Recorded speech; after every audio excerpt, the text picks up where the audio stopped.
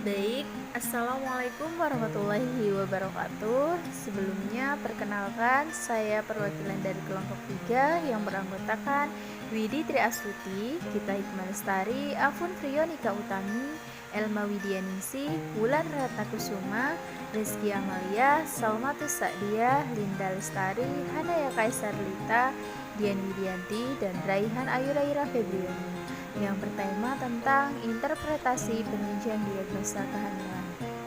Baik, yang pertama ada protein urin.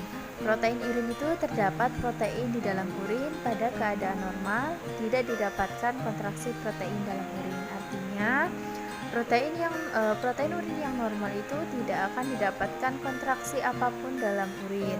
Yang kedua, tingkat protein yang terbentuk dan dikeluarkan lewat urin setiap harinya dikelompokkan menjadi 3. Yang pertama, keadaan ringan. Protein yang dibentuk setiap harinya kurang dari 1,0 gram per hari. Yang kedua, keadaan sedang protein yang terbentuk yang dikeluarkan lewat urin 1,0 sampai 3,0 gram per hari. Yang ketiga, keadaan berat protein yaitu protein yang dikeluarkan lebih dari 1,0 sampai 0 gram per hari. Jadi, tingginya kadar protein urin itu bisa menjadi tanda penyakit ginjal karena ginjal itu berfungsi menyaring darah dan mengatur tekanan darah. Jadi apabila fungsinya terganggu, maka produk limbah dan cairan bisa menumpuk di tubuh dan mengancam jiwa. Nah, protein ibu hamil. Protein ibu hamil adalah adanya protein dalam urin dengan konsentrasi lebih besar dari 3,0 gram per 1 liter dalam 24 jam. Dalam protein urin, terjadi kebocoran endotel yang sering dinamakan dengan sindrom oreklamsia. Untuk pemeriksaan metode urin dibagi menjadi 3. Yang pertama, metode strip test urin. Yang kedua, metode rebus atau presipitasi. Yang ketiga, metode rebus atau presipitasi dengan asam asetat 6%. Selanjutnya ada pemeriksaan glukosa. Tes glukosa urin adalah pemeriksaan pada sampel urin untuk mengetahui ada tidaknya glukosa pada urin dan merupakan screening awal pada diabetes gestasional. Pemeriksaan ini termasuk penyaringan dalam urinalis. Jadi, pada saat melakukan pemeriksaan glukosa itu sangat penting karena untuk mengetahui apakah ada penumpukan keton dalam darah atau tidak, karena apabila terjadi penumpukan keton maka darah itu akan lebih asam. Selain itu, penumpukan keton juga dapat meracuni tubuh dan mengakibatkan koma atau bahkan kematian. Untuk pemeriksaan diabetes gestasional itu perlu dilakukan selama kehamilan. Jadi ini harus dilakukan oleh ibu hamil melakukan tes pemeriksaan diabetes gestasional karena kondisi tersebut dapat meningkatkan risiko komplikasi persalinan, cacat lahir, dan beberapa masalah lain. Jadi hal ini juga dijadikan diagnosis awal untuk membantu tindakan pencegahan tertentu agar kondisi kehamilan juga lebih aman. Pemeriksaan gestasional dilakukan untuk meningkatkan kewaspadaan ibu hamil diabetes pada minggu 26 sampai 28 karena pada waktu tersebut merupakan puncak konsentrasi HPL sehingga meningkatkan resistensi sel terhadap insulin yang dapat menyebabkan diabetes gestasional. Jadi dapat disimpulkan bahwa pemeriksaan glukosa ini harus dilakukan oleh ibu selama hamil agar pemeriksaan diabetes gestasional itu bisa dilakukan untuk menghindari komplikasi persalinan, cacat lahir, dan beberapa masalah lain. Jadi selain itu juga pemeriksaan ini merupakan diagnosis awal untuk membantu tindakan pencegahan tertentu agar kehamilan lebih aman. Yang selanjutnya ada pemeriksaan panggul. Sebelum melakukan tindakan, Jadi ada beberapa yang harus diperhatikan. Yang pertama bahwa ibu hamil itu perlu melakukan pemeriksaan panggul pada awal kehamilannya untuk mendapatkan penilaian bentuk panggul, karena sebagian wanita memiliki bentuk panggul yang kurang sesuai untuk melahirkan normal, karena pasti masing-masing wanita itu mempunyai bentuk panggul yang berbeda, tidak mungkin sama.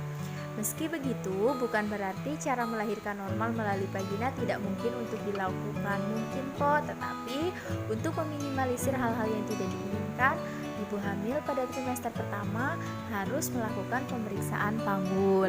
Sebelum melakukan tindakan pemeriksaan panggul, tenaga medis atau bidan itu diharuskan menggunakan sarung tangan atau handscoon, karena proses pemeriksaannya itu dengan cara memasukkan jari ke vagina. Apabila mereka menekan bagian bawah perut, bagian luar fungsinya untuk melihat kesehatan organ reproduksi wanita, termasuk ukuran dan posisi organ di bagian perut. Jadi pemeriksaan panggul itu memberikan manfaat juga pada ibu hamil. Selain untuk melihat kondisi panggul, bisa juga untuk melihat kesehatan organ reproduksi wanita tersebut, termasuk ukuran dan posisi organ di bagian perut. Baik, selanjutnya ada Federal atau Federal Disease Research Laboratory. Apa sih Federal? Bahwa Federal merupakan tes yang dilakukan untuk memeriksa munculnya antibodi terhadap bakteri Treponema pallidum, bakteri yang dapat menyebabkan penyakit seksual menular, sifilis. Jadi pemeriksaan ini biasanya dianjurkan oleh tenaga kesehatan atau dokter kepada mereka yang memiliki gejala sifilis atau berisiko tinggi tertular sifilis. Jadi tes Federal juga perlu dilakukan untuk memeriksa munculnya antibodi terhadap bakteri Treponema pallidum. Untuk gambarannya, bakteri Treponema pallidum bisa dilihat gambar di sampingnya. Untuk gambar itu, mungkin gambaran bakterinya itu seperti itu. Jadi, bakteri Treponema pallidum itu dapat menyebabkan penyakit seksual menular, sifilis. Next, ada pemeriksaan kehamilan atau palpasi. Pemeriksaan Leofold atau manuver merupakan pemeriksaan yang dilakukan pada kehamilan cukup bulan setelah pembesaran uterus yang dapat membedakan bagian melalui palpasi. Tujuannya apa sih? Jadi tujuan dari pemeriksaan Leofold yang pertama, mengobservasi tanda-tanda dari kehamilan. Yang kedua, menilai perkembangan dan pertumbuhan janin. Yang ketiga, mengetahui bagian lokasi janin. Yang keempat, okultasi jantung janin. Yang kelima, mendeteksi adanya ketidaknormalan. Jadi, setiap pemeriksaan pasti memiliki efek yang baik terhadap kita. Contohnya pemeriksaan kehamilan dan palpasi itu sangat memiliki manfaat dan tujuan yang baik sekali untuk ibu hamil. Misalnya dari pemeriksaan Leofold kita mengetahui tuh bagian lokasi janin, mengetahui tanda-tanda dari kehamilan, bisa menilai perkembangan dan pertumbuhan janinnya. Pemeriksaan Leofold terdiri dari 4 macam manuver, yaitu ada manuver 1, manuver 2, manuver 3, dan manuver 4. Manuver 2 dilakukan untuk mengetahui letak punggung janin pada letak membujur dan kepala janin di sebelah kanan atau kiri pada letak lintang. Hasil temuan berupa posisi janin. Manuver ini untuk mengidentifikasi hubungan bagian tubuh janin ke depan, belakang, atau sisi pelvis ibu. Selanjutnya ada manuver 3, dilakukan untuk mengetahui bagian yang menjadi presentasi. Hasil temuan berupa bagian presentasi dan dapat menyimpulkan hal-hal sebagai berikut. Yang pertama, letak kepala. Teraba bagian yang besar, bulat, keras, dan melinting. Yang kedua, letak sungsang. Teraba bagian besar yang tidak bulat, tidak rata, tidak melenting. 3. Letak lintang, tidak teraba bagian besar atau kosong. Manuver ini dapat mengidentifikasi bagian janin yang paling tergantung, yaitu bagian yang terletak paling dekat dengan serviks. Bagian janin inilah yang pertama kontak dengan jari pada saat pemeriksaan vagina. Umumnya adalah kepala atau bokong. Selanjutnya ada imunisasi. Nah, tetanus merupakan penyakit akut dan fatal yang disebabkan oleh ekotonginyang ditimbulkan oleh Clostridium tetani. Tetanus timbul pada bayi baru lahir dari ibunya yang tidak mempunyai perlindungan pasif, sirkulasi antibodi yang cukup. Penyebab tetanus adalah bakteri Clostridium tetani. Jadi, untuk ibu hamil itu sangat penting untuk melakukan suntik tetanus atau suntik tete, karena dari suntik tete ini bisa melindungi bayi agar bayinya tidak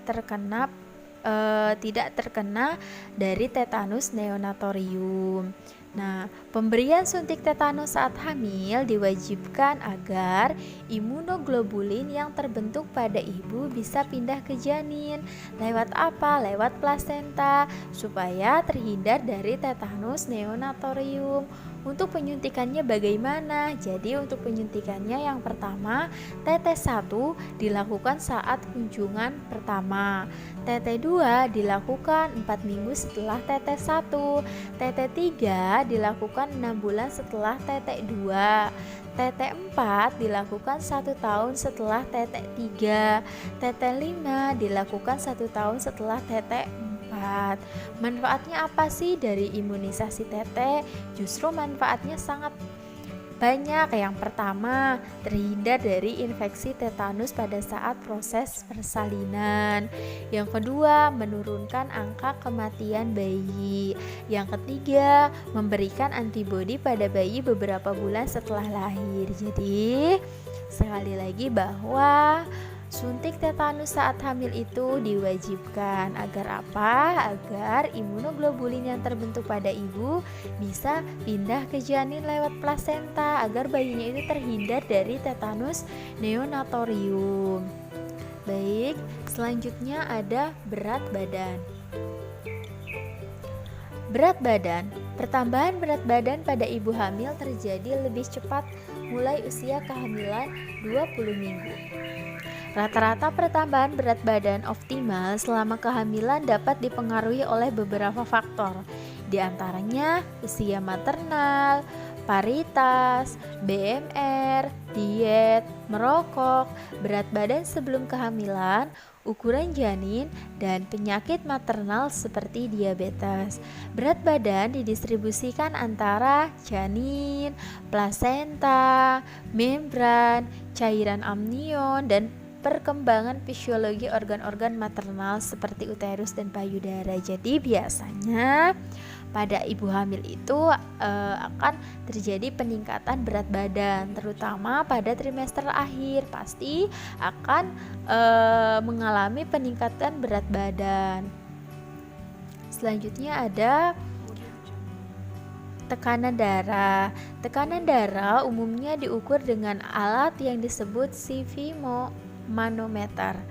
Terdiri dari sebuah pompa, pengukur tekanan, dan sebuah manset dari karet. Alat ini mengukur tekanan darah dalam unit yang disebut milimeter airaksa atau mmHg. Penggolongan tekanan darah dibagi menjadi 3. Yang pertama, tekanan darah rendah atau hipotensi. Yang kedua, tekanan darah normal atau normotensi. Dan ketiga, ada tekanan darah tinggi atau hipertensi. Faktor-faktor yang mempengaruhinya apa saja sih yang mempengaruhi terjadinya tekanan darah? Yang pertama, usia, jenis kehamilan, obat-obatan, stres atau cemas, obesitas, dan demam. Pemeriksaan tekanan darah dapat diukur dengan 2 cara, yaitu palpasi dan auskultasi. Selanjutnya ada hemoglobin. Pemeriksaan HB merupakan salah satu komponen dari pemeriksaan laboratorium sederhana. Pada ibu hamil, pemeriksaan HB artinya jumlah hemoglobin darah yang diukur dalam gram atau DL atau gram per 100 ml. Nilai normal HB pada ibu hamil adalah 12,5 sampai 15,5 gram per DL. Tujuannya apa sih pemeriksaan hemoglobin? Yang pertama yaitu tujuannya untuk mengetahui apakah ibu hamil anemia atau tidak selama kehamilannya. Pemeriksaan HB dilakukan pada awal trimester dan trimester ketiga.